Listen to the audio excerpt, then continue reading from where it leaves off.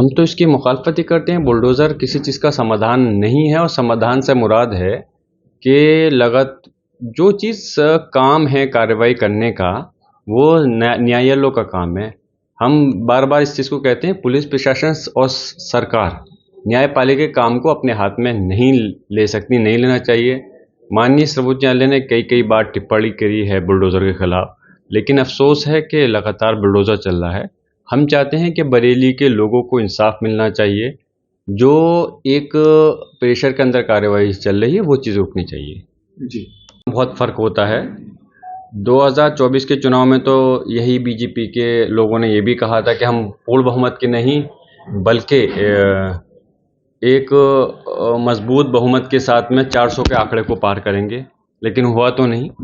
इस बार इनके सोच से परे है स्थिति, और बिहार के अंदर जनता एक बदलाव लाना चाहती है। और हम उम्मीद करते हैं कि जब चुनाव आएगा तो जो ये लोग दावे कर रहे हैं, इनके दावे खोखले रह जाएंगे और इंडिया गठबंधन की वहाँ सरकार बनेगी।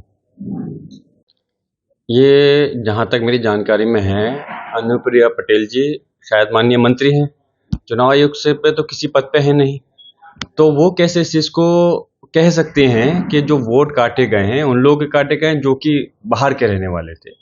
तो मेरी समझ में नहीं आ रहा कि सवाल चुनाव आयोग से हो रहा है, तो जवाब बीजेपी के मंत्री इस बात को कैसे दे सकते हैं बगैर उस चीज़ के। ये तो जवाब उनको देना चाहिए जो कि उसके चुनाव आयोग के जो अधिकारी हैं, वो जवाब दें तो हमारी समझ में आता है। इस चीज़ के लिए तो हम लगातार संसद के अंदर प्रयासरत थे कि सरकार इस विषय पे चर्चा करे। तब तो सरकार ने चर्चा करी नहीं, पूरा मानसून सत्र इसी की भेंट चढ़ गया। लगातार हमारे कहने के बावजूद, हमारे कहने से मेरी मुराद है कि पूरे विपक्ष के लगातार प्रयास के बावजूद चर्चा नहीं की, उस पर सरकार ने जवाब नहीं दिया। तो फिर अब इन लोगों को क्या अधिकार है कि इस बात को कहें?